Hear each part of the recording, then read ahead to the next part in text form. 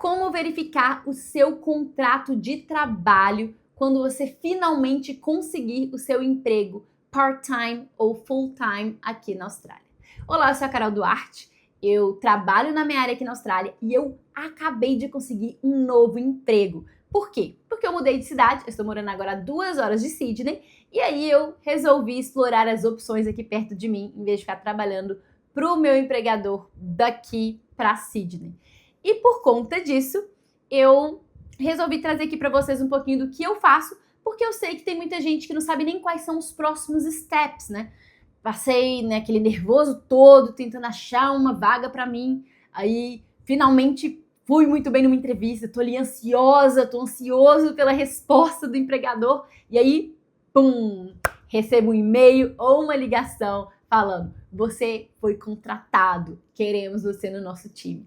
E aí, quais são os próximos passos depois disso? A primeira coisa que você vai receber é uma offer letter, né? Uma carta de oferta, que muitas vezes ela é muito parecida com o seu contrato.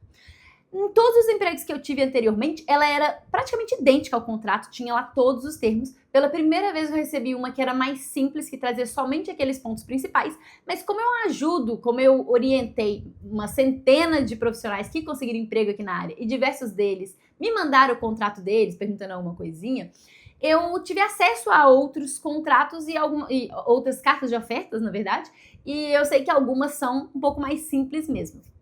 E aí, você aceitando ali o que está escrito naquela carta de oferta, eles te enviam o contrato. Pois bem, o que avaliar aí, tanto nessa carta de oferta, quanto nesse contrato que você pode tanto receber por e-mail ou ter que assinar no seu primeiro dia, ou ter que ir ao escritório assinar esse contrato. Eu tô nessa fase nesse momento, eu tô com o meu contrato aqui, e é por isso que eu resolvi trazer para vocês um pouquinho disso. E porque eu sei que muita gente fica naquela euforia tão grande, né, de conseguir o primeiro emprego, que quando consegue, já quer assinar o mais rápido possível, quase que assim, sei lá, se é um medo de, vai que eles desistem e eu perco minha vaga, né? E eu quero que nesse momento você tenha calma. Por quê? Porque este é o momento que você tem o maior poder nesta relação entre empregador e empregado. Nesse momento, a empresa falou que quer você. Então, você tem que ter atenção para poder ver todas as condições, tudo que eles te ofereceram e ver se você tem alguma coisa que você quer negociar. É muito comum, nesse momento, as pessoas negociarem salário, negociarem benefícios, fazerem uma proposta, uma contraproposta ali, para poder já entrar na empresa com uma situação um pouco melhor. Se você não sabe os benefícios que geralmente existem aqui na Austrália, tanto aqueles benefícios legais quanto outros benefícios que são comuns, eu vou deixar um link de um vídeo aqui que eu fiz sobre os benefícios aqui na Austrália. Assista esse vídeo, vai te ajudar. Porém, vou trazer aqui o que eu estava analisando nesse contrato e o que eu acho que é interessante para vocês analisarem também. Se vocês me verem olhando para baixo, é porque eu estou olhando tanto algumas anotações que eu tenho aqui, quanto o meu contrato nesse iPad, para eu poder não esquecer nada. E a primeira coisa que eu ia falar é que eu não tenho certeza se as pessoas buscam um aconselhamento jurídico, né? Se buscam um advogado para poder ler o contrato. Eu nunca busquei, tá? Esse vai ser o meu 4º emprego part-time, full-time, né? Contrato de trabalho assim. E em todos eles eu tive um contrato para analisar, uma carta de oferta para analisar. E eu sempre fui nesses pontos específicos aqui. Se por um acaso você acha que você precisa de um aconselhamento jurídico, por favor, busque por isso. Esse vídeo não é um aconselhamento, é somente o que eu acho importante olhar, que pode servir aí de um exemplo para você, mas obviamente, né, faça da forma que você vai se sentir mais seguro. O que só não vale é aceitar o contrato de qualquer jeito sem ler direitinho todas as cláusulas e acabar passando por alguma situação que você não goste, tá? Primeira coisa a saber é que aqui na Austrália você vai ter lá os awards, as legislações, que vão estabelecer já o que é o mínimo para o seu cargo, para a sua situação. Nos contratos, todos os contratos que eu recebi até hoje já fala lá qual que é o meu award, né? Fala a legislação, tudo bonitinho. E o que vale é sempre aquilo que é superior. Então tem o que a legislação está determinando. E geralmente o contrato ele vai ter que atender aquilo no mínimo ou vai te dar mais.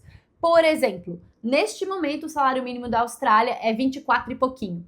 Então, você sempre vai receber um contrato que o salário vai ser, no mínimo, esse 24 e pouco, ou vai ser muito mais. Você pode ser oferecido aí 35, 48, 59, 60 e não sei quantos por hora. O que você não vai poder receber é menos do que esses 24 por hora, porque isso é o estabelecido, é o mínimo da legislação. O que essa legislação geralmente vai cobrir, tá? Eu vou ler isso aqui, que é o que está escrito, inclusive, dentro do meu contrato, né? Que vai falar do máximo de horas trabalhadas, se vai ter alguma questão de flexibilidade de trabalho, parental leave, né? Licença maternidade, licença paternidade, annual leave, que são as férias pagas, questão de sick leave, né? O cares leave, que é quando você passa mal ou tem alguém da sua casa ou do seu núcleo familiar que precisa de cuidado e você precisa de tirar alguns dias de folga, então você tem aí direito a esses dias de folga. Compassionate leave, quando algum parente aí de primeiro grau falece, você pode tirar alguns dias. Community service leave, long service leave, as férias, os feriados públicos, né? O tempo que, depois que você termina um contrato, o tempo que você precisa de dar-lhe de notice, ou que a empresa precisa de dar para você, né? Aquele tempo que... Ai, como é que fala isso em português, gente? Você terminou o contrato, você tem que fazer algumas semanas a mais de trabalho ali, eu esqueci o nome em português. Se por um acaso a empresa não vai ter aquele seu cargo mais, precisa te dispensar porque não precisa mais da sua mão de obra, eles vão ter que te pagar um acerto, então esse valor também é determinado. Então, tem várias coisas que são determinadas e que o mínimo aí vai ser o que a legislação vai estabelecer. Tá bom. O que eu... Primeira coisa, assim, né? Peguei um contrato agora na minha mão, tá? Tô com esse contrato aqui agora. Quais são as primeiras coisas que eu vou olhar? O básico, obviamente, né? Assim, se os dados da empresa estão certos, se os meus dados estão certos. A questão de... a data de início, então isso é uma coisa que eu, por exemplo, negociei, eu recebi na minha carta de oferta uma data de início e eu resolvi fazer outra, pedi para estender um pouquinho, eu começar no dia 31 de março de 2025, e o nome do cargo. O nome do cargo até, gente, é uma coisa que às vezes a gente não pensa, mas a gente pode sim negociar esse nome. Por quê? Tem algumas pessoas que conseguem um cargo que ele é relacionado a um cargo que está na lista de demanda. E às vezes, dependendo do jeito que está escrito o nome desse cargo, isso pode, na verdade, ajudar nessa parte de imigração. Então, eu tive 2 casos, por exemplo, na minha primeira e na minha segunda empresa que eu trabalhei em um contrato de trabalho part-time, full-time, em que eles colocaram o termo engineer, né, de engenheira, no nome do meu cargo. Eu não precisei pedir das 2 vezes, mas das 2 vezes eles fizeram pelo mesmo motivo. Porque eles sabiam que se eu precisasse de um sponsor futuramente, ter aquele termo engineer iria ajudar. Um deles sabia porque eles estavam, né, começaram um trâmite de uma pessoa, e quando eu entrei eu falei que futuramente talvez eu precisasse. E no segundo também, a minha colega de trabalho estava acabando de conseguir aplicar para residência permanente através de um sponsor, e eles usaram aquele cargo, aquele título para ela também era engenheira civil. Então eles repetiram o nome do cargo para mim, para poder ajudar nesse quesito. Então, se por um acaso precisar de negociar ali e colocar alguma coisinha diferente no nome do cargo, geralmente isso não é um grande problema. Segunda coisa que eu sempre olho, obviamente, o tipo de contrato, né? Tem que só ver se tá certinho ali. Existem contratos assim que eles enviam para empregos casuais e temporários também, mas todos esses que eu tive, por exemplo, foram empregos permanente part-time ou permanente full-time, que significa que não tem data para acabar. Então, eu olho isso, obviamente. E aí, eles também vão estabelecer dentro do contrato quantas horas por semana eu vou trabalhar. E aí é bom a gente ver a carta de oferta e o contrato para ver se não tem nenhuma inconsistência, tá? No meu caso, por exemplo, teve. Na carta de oferta falava que era 40 horas por semana e no contrato era 38. Então, é bom olhar. Claro que 38 é melhor para mim, né? Mas é bom olhar essa inconsistência e conversar para poder ter certeza que tá todo mundo na mesma página. Uma coisa que você tem que ter muita atenção em relação a essa parte que eles falam de quantas horas vai trabalhar na semana. Em alguns casos, eles já colocam nessa parte do contrato, da carta de oferta, o que vai acontecer em caso de hora extra. Então, tem algumas empresas que vão pagar pela hora extra E aí eles têm que pagar o que eles chamam de penalty, né? Então, nas primeiras horas extras que você fizer, você vai ganhar 1,5 do valor da sua hora. Nas próximas horas você vai ganhar 2 vezes o valor da sua hora. Se você trabalhar no sábado, por exemplo, as primeiras horas do sábado é 1,5 vezes, depois passa a ser 2 horas. Se você trabalhar no domingo, no feriado, você vai ganhar 2 vezes o valor da sua hora. Então, essas coisas também já ficam estabelecidas. Acontece também, né, um segundo caso, que é quando, em vez de te pagar essa hora, eles vão colocar um banco de horas. Então, você pode tirar férias e usar aquelas horas para você tirar dias de folga. Ou então, se, né, trabalhei naquela empresa, gerei toda aquele monte de horas ali de férias e acabei não usando, se por um acaso você sair da empresa, for demitido, alguma coisa assim acontecer, eles te pagam isso no final do contrato. Então, é muito bom os dois casos. Eu, particularmente, não importo deles colocarem como banco de horas, porque eu geralmente prefiro tirar férias mesmo, viajar para o Brasil, passar mais tempo lá, viajar para outros países ou viajar aqui na Austrália. Porém, é muito comum, e aconteceu comigo no último contrato e neste contrato também, deles colocarem assim, trabalhar 38, 40 horas por semana ou o suficiente para terminar suas tarefas. E aí, o que eu fiz na outra empresa, eu estou fazendo nessa também, é pedir para poder escrever exatamente o que acontece depois disso. Por quê? O que seriam essas horas razoáveis para terminar suas tarefas? Se eu trabalhar 1 hora a mais por dia, né, eu vou estar trabalhando uma porcentagem muito grande a mais do meu horário de trabalho. Então, neste caso, também vou receber time in lieu, mas isso não estava escrito lá, e aí eu pedi eles para poder colocar isso no meu contrato. Na empresa anterior, isso era uma cláusula, virou 4 cláusulas, porque eu quis realmente tudo muito detalhado para ter certeza que eu não teria nenhum problema, nenhum tipo de decepção no final com eles. Depois disso, outra coisa que eu olho também é o probation period, né? Então, aquele tempo de experiência, geralmente aqui na Austrália é de 3 ou 6 meses. Todas as empresas que eu tive anteriormente foram 3 meses, essa é 6. Eu até pensei sobre isso, mas eu falei, eu não vou falar nada não, sabe por quê? Eu nunca trabalhei nessa área, eu vou trabalhar agora com a área de infraestrutura. Eu não sei se eu vou gostar, e eu não tenho experiência com isso, eu tô entrando em um cargo um pouco mais senior, eu não sei como é que vai ser, então acho que é justo que eles tenham 6 meses para me testar, e que eu também tenha esses 6 meses para testar a empresa e ver se eu vou gostar, se eu vou me adaptar ou não. E durante esse período de experiência, eles vão colocar lá no contrato o período de notice que você tem que dar se você não gostar do trabalho, se eles não gostarem de você. Então, no meu caso, por exemplo, é 1 semana. Então, se por um acaso eu comecei lá, não me adaptei, não gostei, quero outro emprego, eu posso aplicar para outro emprego e eu tenho que avisar para eles, falar, olha, eu tô saindo em 1 semana. A próxima coisa que é muito importante é a questão de remuneration, né?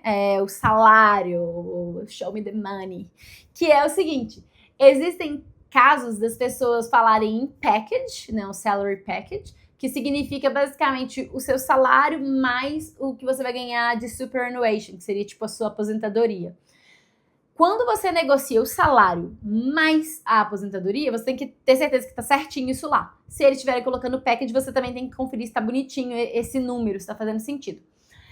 Esse é um bom momento para você verificar o seu salário, tá? Se por um acaso você fala assim, o mercado tá pagando mais, eu quero mais, é agora a hora de negociar. Porque se você entrar na empresa e passar mais tempo lá e depois for falar de salário, pode ser que você perder uma grande oportunidade de começar com um salário maior. Então, nessa empresa, por exemplo, eu pedi um número, eles me deram esse número, porque eu nem pedi especificadamente, eu falei com eles assim, olha, eu tô no salário tal e tudo, e aí o cara falou, eu não vou te oferecer menos do que você tá ganhando. E eu, na verdade, estava esperando menos, até porque é uma área que eu não tenho experiência. Então, tá tudo bem, e só verifica isso se o seu salário tá contando com ou não o super, para você ter certeza que você tá recebendo aí exatamente o que você tá imaginando.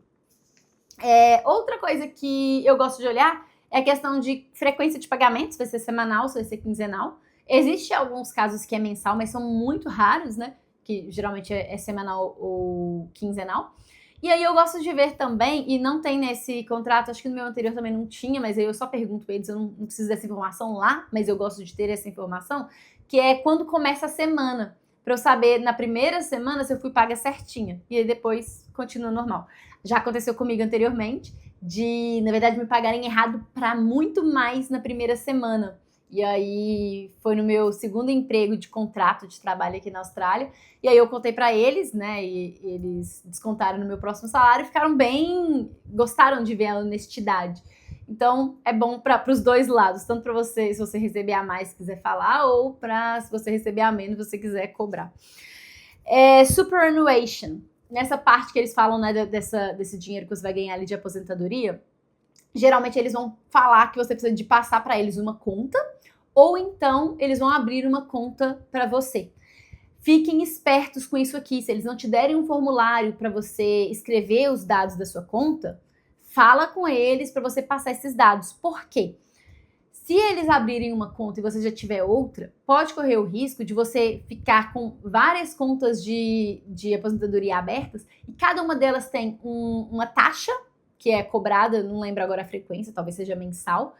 E aí tem também alguns insurances, que às vezes já vem padrão nesses superannuations. E eu já vi acontecer aqui, já aconteceu comigo, inclusive, de não saber disso, ter mais de um funcionando, não tá usando um, e a taxa e os insurances comeu o meu dinheiro. E quando eu percebi que eu tava com mais de um aberto, que eu fui fazer a transferência, e que você ainda perde muita grana nessa transferência. Então tente não deixar abrir mais de um, e inclusive já confira até se você tem mais de um aberto, né? Acredito que no seu ATO você consiga ver isso no site do governo. Outra coisa que é importante olhar nessa parte é se tem alguma opção de salary sacrifice, que é o quê? Se você quiser, é mais interessante para quando você está com um salário mais alto, tá? Eu não tive isso em nenhuma das outras empresas, mas eu estou considerando fazer isso agora, que é, como aqui na Austrália você vai... Eu acho que é até similar ao Brasil, né? À medida que você vai ganhando mais, eles vão cobrando um pouco mais de imposto na porção superior a um certo número no seu salário. Não sei se ficou claro, mas é assim, se você ganhar 20 e poucos, eles cobram 0. Aí tudo que você ganhar acima de 20 e poucos, eles começam a cobrar tantos por cento. Aí o tanto que você ganhar acima, cobra um pouco mais por cento. Então o que muita gente faz? Pega, vou, sei lá, dar um exemplo aqui, um número. Você ganha 150 mil no ano. E aí, acima de 120 mil, cobra um imposto maior. Então tem muita gente que às vezes sacrifica parte desse salário e pede a empresa para colocar na conta de aposentadoria. E aí isso faz com que você pague menos imposto desse dinheiro e você tem algumas formas de utilizar isso, por exemplo, para comprar o primeiro imóvel aqui. Não vou falar sobre isso nesse momento, nem entendo tanto sobre isso, para ser bem sincera. Quero entender mais. Se eu for realmente utilizar isso, eu posso fazer um outro vídeo explicando melhor. Mas é algo também interessante de olhar nesse momento. Nesse caso, por exemplo, tem essa opção e é algo que eu estou considerando. Aí tem várias sessões que falam sobre os leaves, né? Essas férias pagas, no caso de alguém falecer, no caso de você ter que cuidar de alguém da sua família ou tomar conta da sua própria saúde. E aí você tem que basicamente ler e ver se tá tudo certinho. Outra coisa que eu gosto de ficar bem atenta, isso aqui, eu conheço alguns casos de pessoas que tiveram algumas cláusulas bem esquisitas e que eu tive, inclusive, alunos que recusaram contratos, foram para outro empregador que mandou proposta na mesma época porque não gostaram desses termos do contrato, que é uma parte que eles falam mais assim da performance and employee obligations, né? Existem algumas cláusulas que às vezes eles falam assim, a empresa está numa grande empresa que presta serviço para um monte de empresa. E aí fala assim, olha, você não pode trabalhar para nenhum dos nossos clientes, nenhum dos nossos concorrentes, por um período X de tempo. E aí, dependendo do tamanho daquela empresa ali no mercado, se você não trabalhar para nenhum cliente, nenhum concorrente, você tem que basicamente mudar para outra área da sua indústria. Então, já aconteceu com um aluno que ele tinha mais de uma proposta na mão, ele acabou não indo por essa aqui por conta desse tipo de cláusula. E eu já conheci pessoas que assinaram contratos, pessoas que não faziam parte do meu acompanhamento, mas que assinaram contratos assim, e que depois teve que basicamente se reinventar no mercado, porque não podia trabalhar naquele cargo em nenhuma empresa. Então, assim, eu não gosto dessa cláusula de forma alguma. E acho que né, de tomar cuidado, assim, essa é a principal. E a última coisa é a questão do notice. Então, o seu período de aviso prévio, né? Então, se por um acaso você for demitido ou for dispensado, ou se você pedir para sair, tem um período de notice. Geralmente eles colocam uma tabelinha e falam: se você tiver até 1 ano de empresa, tanto tempo. Entre 1 ano e 2 anos, tanto tempo. Entre 2 anos e 3 anos, tanto tempo. Então eles colocam mais ou menos assim. É bom você ter uma noção. Eu me assustei com dessa empresa agora, porque geralmente as outras empresas eram assim: 1 semana, entre 1 ano e 2, 2 semanas, entre 2 e 3, 3 semanas e tudo. E nessa empresa é assim: 1 semana, depois vai para 4 semanas. E eu fiquei, meu Deus.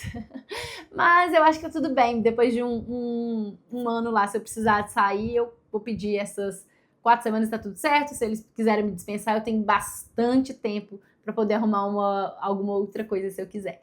Então, isso são as cláusulas que eu geralmente presto mais atenção.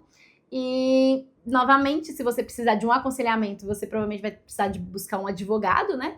Eu tô falando isso aqui somente como um exemplo, como o que eu gosto de fazer. E se você ainda não conseguiu esse trabalho, tá querendo chegar nessa fase de analisar contrato, eu vou deixar um vídeo aqui para você assistir, para você conseguir o seu emprego na área aqui na Austrália também.